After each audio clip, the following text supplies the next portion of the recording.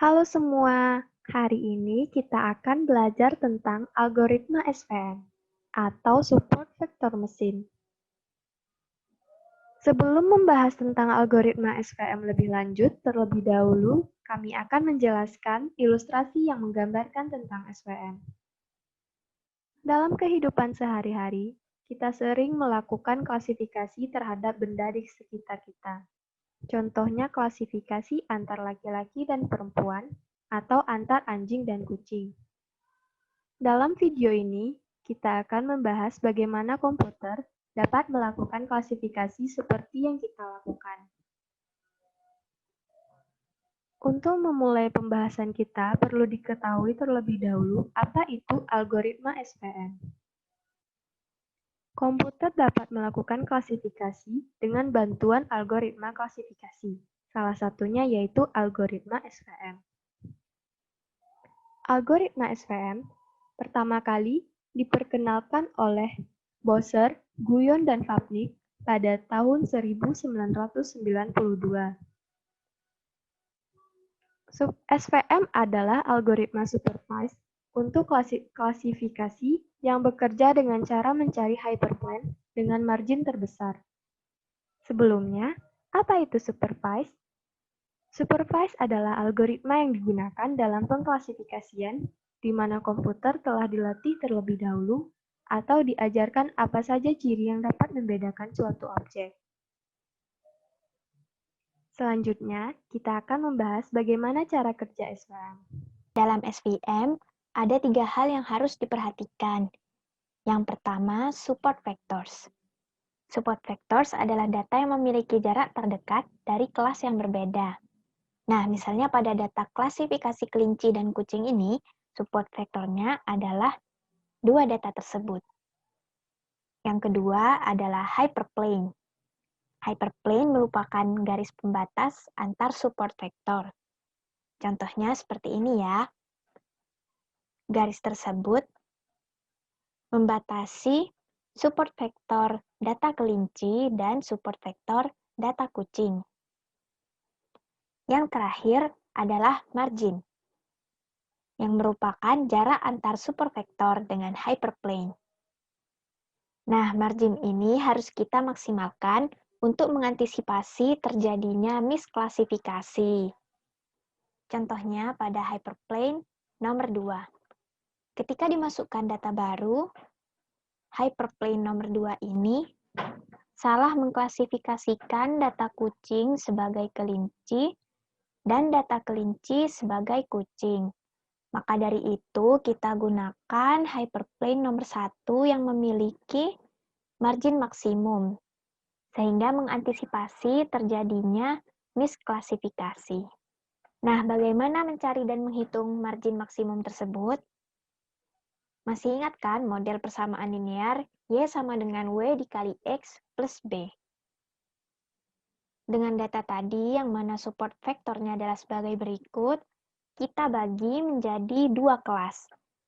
Yang pertama adalah data kelinci sebagai kelas 1 yang kita misalkan kategori kelasnya atau Y-nya sebagai minus 1. Nah, dari support vektor data kelinci ini dapat dibuat bidang pembatas untuk data kelinci dengan model linear yang disebutkan tadi. Sehingga didapatkan persamaan sebagai berikut.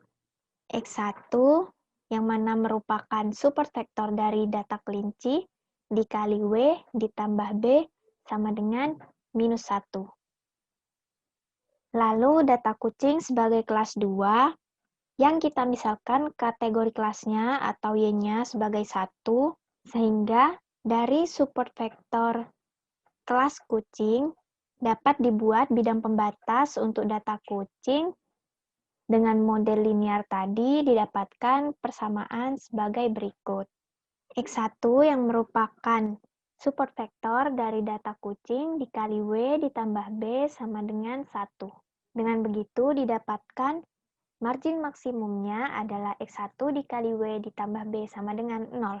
Dari ilustrasi tersebut didapatkan XI dikali W ditambah B lebih besar sama dengan 1, untuk YI sama dengan 1, yang mana artinya adalah cakupan dari kelas kucing, dan XI dikali W ditambah B kurang dari sama dengan -1 untuk YI sama dengan -1, yang mana merupakan cakupan dari pembatas kelas kelinci.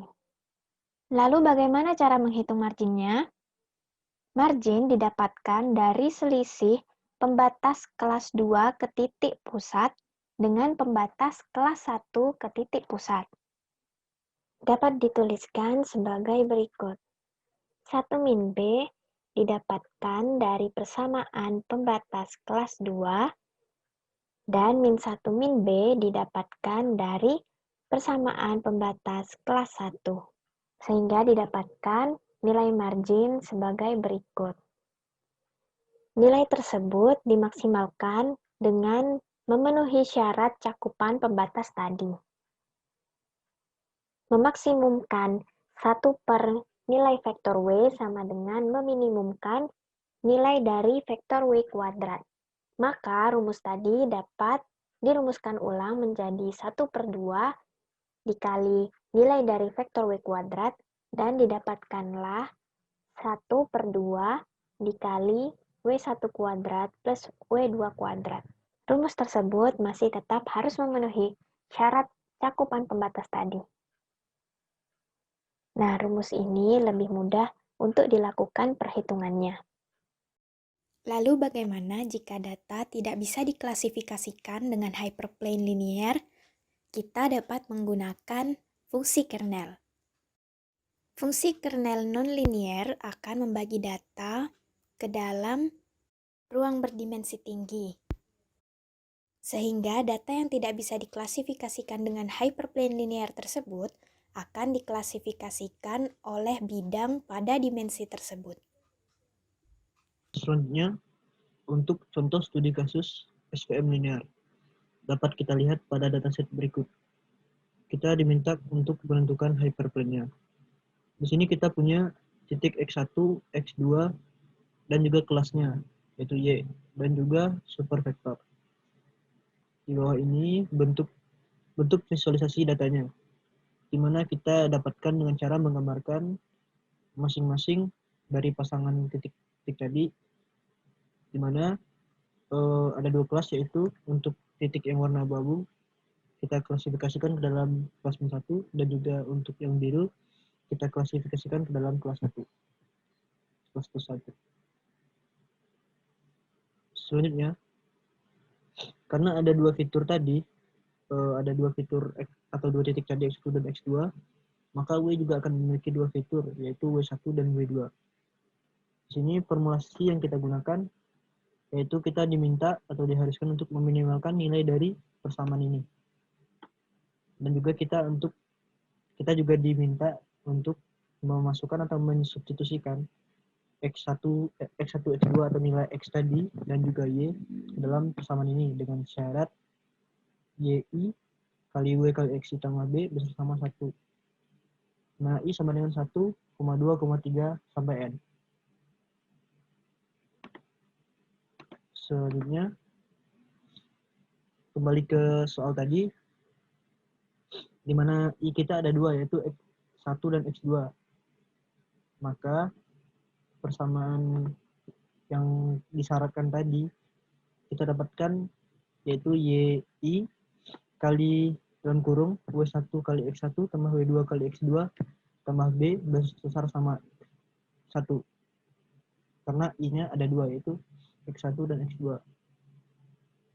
Selanjutnya, kita substitusikan masing-masing nilai dari X1 dan X2 ke dalam persamaan ini. Didapatkan seperti 4 persamaan di bawah.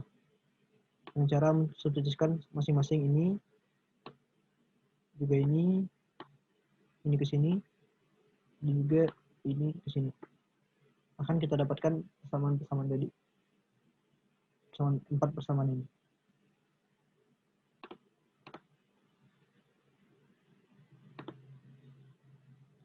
Selanjutnya, setelah didapatkan 4 persamaan tadi, kita kita harus mencari nilai dari masing-masing W1, W2, dan B. Dengan cara menjumlahkan masing-masing pasangan persamaan. Yang pertama kita jumlahkan persamaan 1 dan 3. Di sini W1 ditambah 1 sama dengan 2W1, W2 tambah min W2 sama dengan 0, B tambah min B sama dengan 0, 1 tambah 1 sama dengan 2, jadi W1 sama dengan 1. Dan juga ini persamaan 2 dan 3, min W1 tambah W1 sama dengan 0, W2 tambah min W2 sama dengan 0, min B tambah min B sama dengan min 2B, 1 tambah 1 sama dengan 2. Jadi min 2B sama dengan 2, maka B sama dengan 1. Dan juga seterusnya untuk persamaan 1 dan 2. Sehingga didapatkan persamaan garis hyperplane-nya. Tadi kan persamaannya W1 kali X1 tambah W2 kali X2 tambah B sama dengan 0. Sehingga setelah kita dapatkan W1, W2, dan B tadi, kita substitusikan ke dalam masing-masing ini.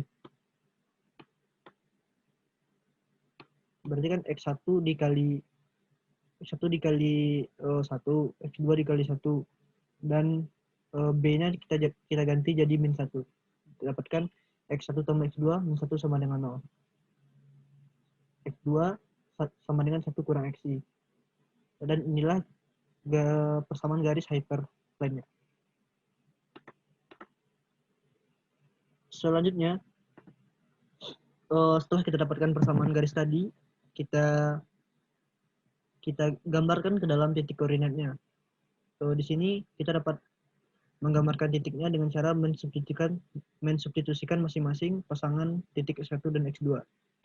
Misalnya ini X1-nya min 2, maka X2-nya 1 kurang min 2, itu 1 plus 2, jadi 3, min 2,3. Min 2,3 berarti di sini, sekitar di sini.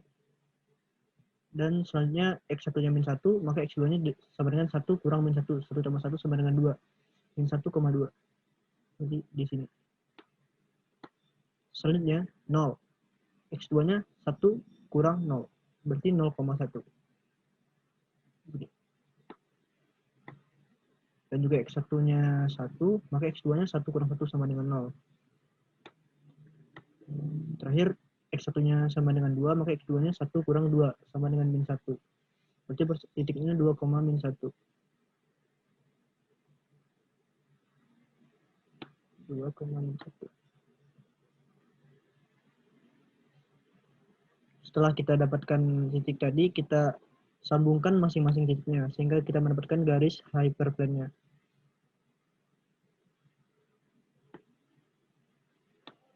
Garis yang mengklasifikasi dua kelas tadi. Selanjutnya, untuk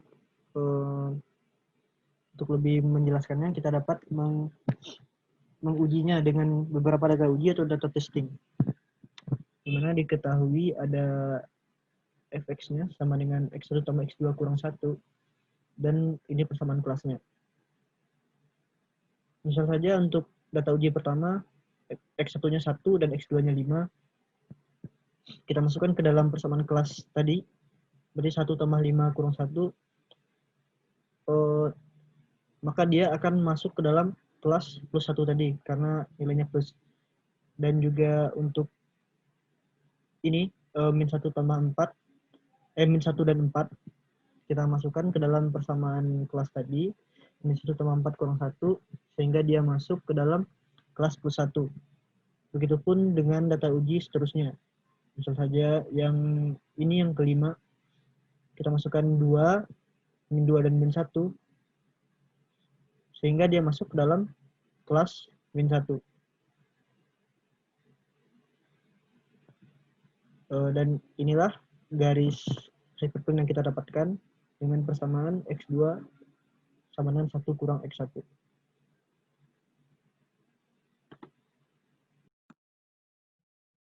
Kelebihan dan kelemahan SVM. Kelebihan yang pertama yaitu generalisasi.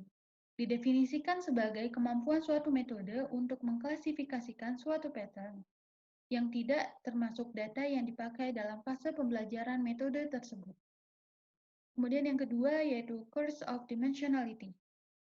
Didefinisikan sebagai masalah yang dihadapi suatu metode pattern recognition dalam mengestimasikan parameter. Misal jumlah hidden neuron pada neural network, scoping kriteria dalam proses pembelajaran, dan sebagainya, dikarenakan jumlah sampel data yang relatif sedikit dibandingkan dengan dimensional ruang vektor data tersebut. Semakin tinggi dimensi dari ruang vektor informasi yang diolah, membawa konsekuensi dibutuhkannya jumlah data dalam proses pembelajaran. Kemudian yang ketiga yaitu feasibility, yaitu SVM dapat diimplementasikan relatif lebih mudah, karena proses penentuan support vektor dapat dirumuskan dalam KIPE problem quadratic programming. Kemudian kelemahan SVM yang pertama, yaitu kurang baik untuk data dalam jumlah yang besar. Kemudian yang kedua, SVM secara teoretik dikembangkan untuk problem klasifikasi dengan 2 kelas atau lebih. Namun demikian, masing-masing strategi ini memiliki kelemahan, sehingga dapat dikatakan penelitian dan pengembangan SVM pada multi-class problem masih merupakan tema penelitian yang masih terbuka. Baik, di sini kita akan melakukan praktek algoritma SVM. Pertama, kita buat sebuah data frame secara acak dengan 2 atribut dengan 1 label. Pertama, kita setkan sebuah standar untuk melakukan pengacakan agar ketika kita melakukan pengubahan data yang telah kita acak tidak selalu berubah-ubah. Jadi cukup sekali acak, data tersebut akan tetap menghasilkan data itu sendiri. Pertama, kita set seed dengan angka sebagai berikut, itu tergantung dari penggunanya. Kemudian kita buat matriks X dengan pengacakan sebanyak 40 kali dengan baris 20 serta kolom 2. Dan hasilnya seperti berikut. Menjadi beberapa sebuah titik koordinat. Kemudian kita buat labelnya, kita namai Y dengan nilai-nilai seperti berikut. Nilai-nilai label ini kita bagi menjadi -1 dengan 1 untuk masing-masing sebanyak 10 kali. Kemudian kita plotkan dan menjadi seperti ini. Data seperti ini akan sulit untuk dilakukan klasifikasi. Maka kita lakukan transformasi pada data dengan label Y sama dengan 1. Sehingga plotnya akan seperti ini. Data yang seperti ini akan kita gunakan sebagai data training. Kita buat data frame-nya dengan nama dat. Kemudian kita buat model SVM-nya melalui library E1071. Kita namai model linear menggunakan fungsi SVM dengan parameternya adalah formula. Y di sini sebagai atribut kelas, kemudian titik ini adalah sebuah pernyataan untuk menyatakan semua atribut yang ada di dalam data dat ini. Kemudian kita menggunakan model misalnya dalam bentuk linear. Kita plotkan jadi seperti ini. Apabila kita perhatikan, kita semerikan di sini menggunakan tipe SVM C classification atau cross tabulation classification. Kemudian dengan tipe linear. Kemudian kita akan menemukan support vektor sebanyak 10 dengan kelas pertama adalah 5 dan kelas kedua adalah 5. Kita dapat coba hitung di sini di mana X merupakan support vektor. Pada kelas min 1 ada 1, 2, 3, 4, 5. Dan pada kelas 1 adalah 1, 2, 3, 4, 5. Dan nilai yang dan titik yang berbentuk lingkaran ini adalah data yang telah terklasifikasi yang bukan merupakan support vektor. Kemudian kita buat model yang lain, misalnya radial, yang kita plotkan seperti berikut. Kemudian polinomial juga yang diplotkan seperti berikut. Selanjutnya adalah kita buat data baru yang akan dilakukan testing, yang kemudian kita akan melakukan prediksi melalui model data yang telah kita buat. Kita ganti mode acaknya menjadi 100 ini, itu angkanya terserah kalian saja. Kemudian buat matriks X baru, Y barunya juga, kita buat data barunya dengan 16 baris dan 2 kolom. Ya, kemudian kita sebar -1 dan 1-nya secara rata sebanyak 8. Kemudian kita transformasikan dan kita plotkan menjadi seperti ini. Kita buat data frame-nya, dan ini dia. Terdapat 16 baris. Kemudian kita buat nilai-nilai prediksinya menggunakan model linear, radial, dan polinomial. Dengan kita menggunakan fungsi predict dengan parameternya model SVM yang telah kita buat, kemudian data yang akan kita uji untuk diprediksi. Dengan nama datanya adalah tes, dengan kolom 1 sampai kolom kedua. Kemudian kita lihat hasilnya di sini. Kita dapat melihat data aktual seperti ini, kemudian data prediksi dengan 3 model yang lainnya seperti berikut. Misal, data aktualnya adalah -1, maka prediksi dengan model linearnya -1 dan yang lainnya juga -1 menunjukkan prediksi ini dinilai benar. Kemudian kita lakukan hasil evaluasi dari model tersebut. Kita aktifkan dulu library Caret. Kita tunggu dulu. Kemudian kita gunakan fungsi confusion matrix.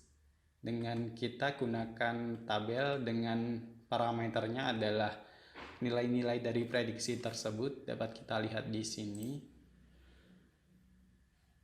Kemudian dengan atribut label yang ada pada kelas tes itu tadi. Kemudian kita tampilkan dan kita bandingkan. Di sini kita dapat melihat akurasi, sensitivitas, spesifikasi, recall, dan sebagainya. Misal, pada model linear di sini akurasinya menunjukkan 62,5%. Kemudian pada radial dan polinomial sama, yaitu 68,75%. Akurasi dari kedua model ini lebih tinggi. Kemudian kita bandingkan sensitivitasnya, dan ternyata sama, dan nilai-nilai yang lainnya juga sama, serta tabulasi bersilangnya juga sama. Berarti untuk prediksi ini kita lebih baik menggunakan model radial. Maksudnya prediksi pada data testing ini. Baik, berikutnya kita akan melakukan pengujian menggunakan data lain. Misalnya saya mengambil data dari situs kaggle.com. Kemudian kita coba import data. Di sini terdapat 768 data dengan 9 kolom. Dengan kolomnya ini merupakan outcome berupa 1 dan 0. Data ini merupakan data-data wanita yang ada di suku Indian yang akan diuji apakah dia menderita diabetes atau tidak melalui 8 atribut ini, yaitu berapa kali dia pernah hamil, kadar glukosa, tekanan darah, dan sebagainya.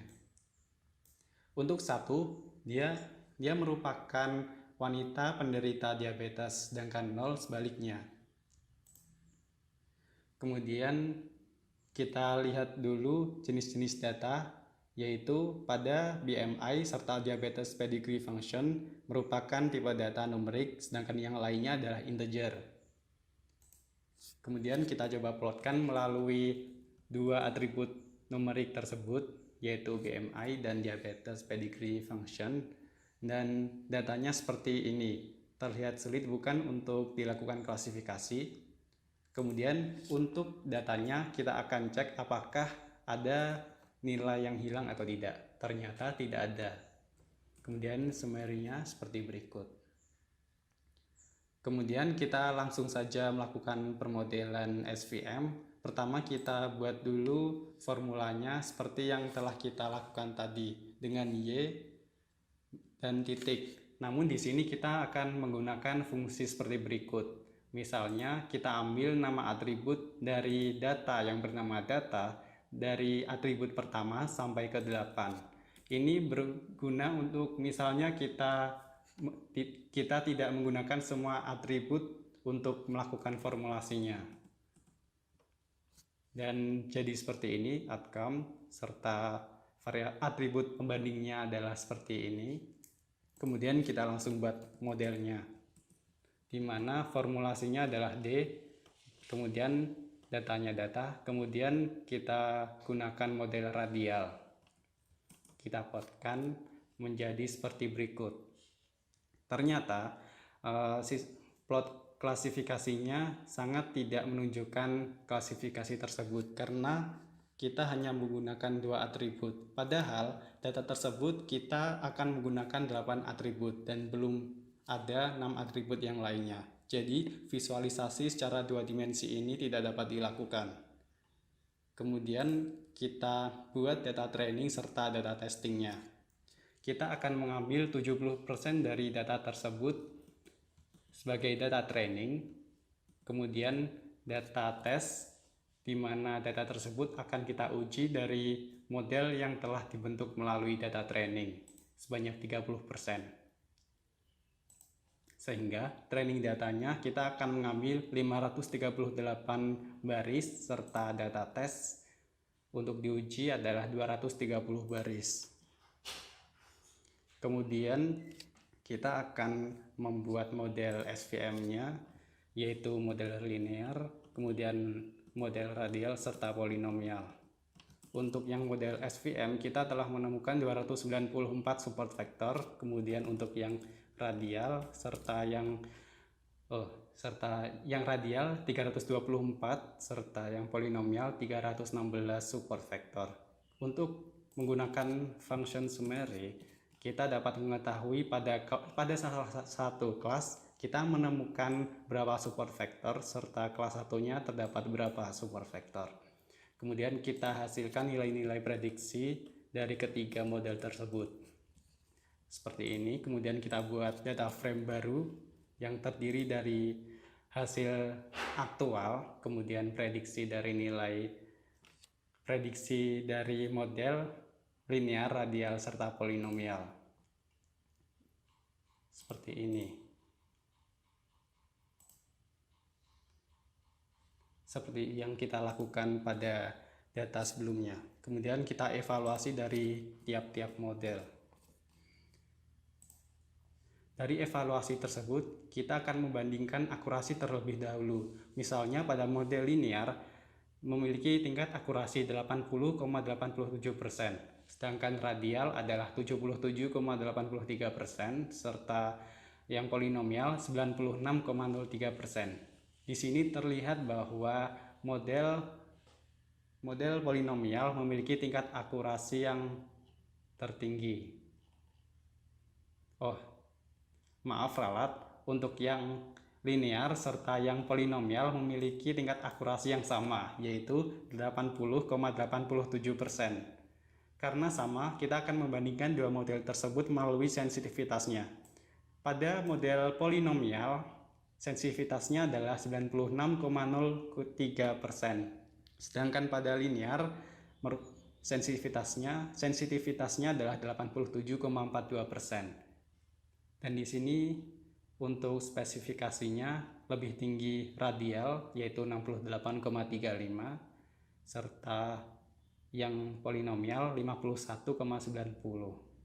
Di sini kita tergantung kita akan menggunakan model yang seperti apa, karena hasil-hasilnya tersebut memiliki berbagai kelebihan dan kekurangan. Selanjutnya kita akan mencoba praktik SVM dengan menggunakan aplikasi WK. Sebelumnya kita perlu menginstal terlebih dahulu package-nya melalui perintah tools, package manager, tunggu sampai jendelanya muncul. Nah, setelah muncul, pilih perintah all, lalu ketikkan yang akan kita cari, yaitu libsvm. Tekan enter. Nah, di sini muncul, kita pilih pada bagian libsvm, lalu tekan install. Kebetulan di saya sudah terinstall, jadi tidak perlu install lagi. Jika belum, klik install, lalu tunggu proses instalasinya. Setelah proses instalasi selesai, jendela ini dapat kita tutup. Lalu kita coba langsung ke datanya. Pertama, pilih Explore. Tunggu sampai jendelanya muncul. Setelah muncul, kita buka datanya. Pilih Open File. CSV. Nah, di sini saya sudah membagi data menjadi data train dan data test. Kita gunakan terlebih dahulu data trainnya. Ya, setelah itu, di sini sudah muncul atribut serta visualisasi dari datanya. Lalu pilih bagian classify. Kita pilih function libsvm. Nah, di sini saya akan mengubah kernel type-nya dari radial kita ubah menjadi linear. Lalu pilih OK. Setelah itu kita gunakan use training set. Lalu pilih labelnya outcome, klik start.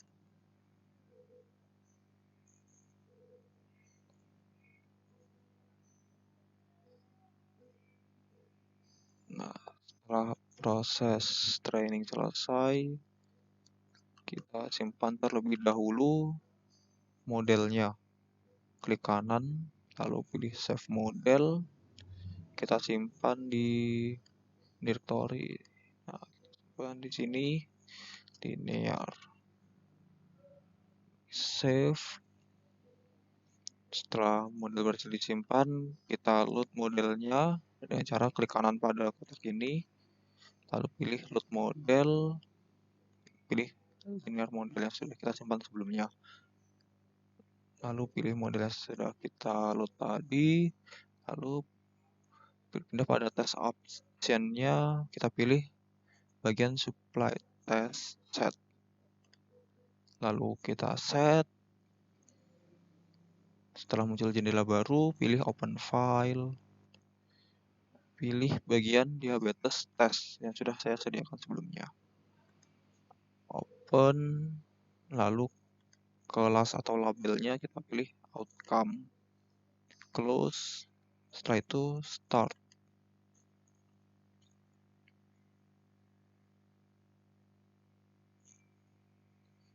Nah, di sini sudah muncul hasil tesnya yang menunjukkan bahwa yang diklasifikasikan secara benar sebanyak 54 data atau 79% menunjukkan akurasinya.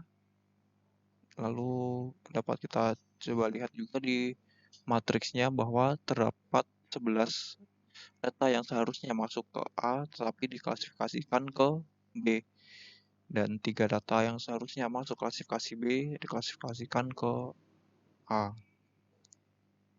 Maka tadi akurasinya sebesar 79,4 sekian.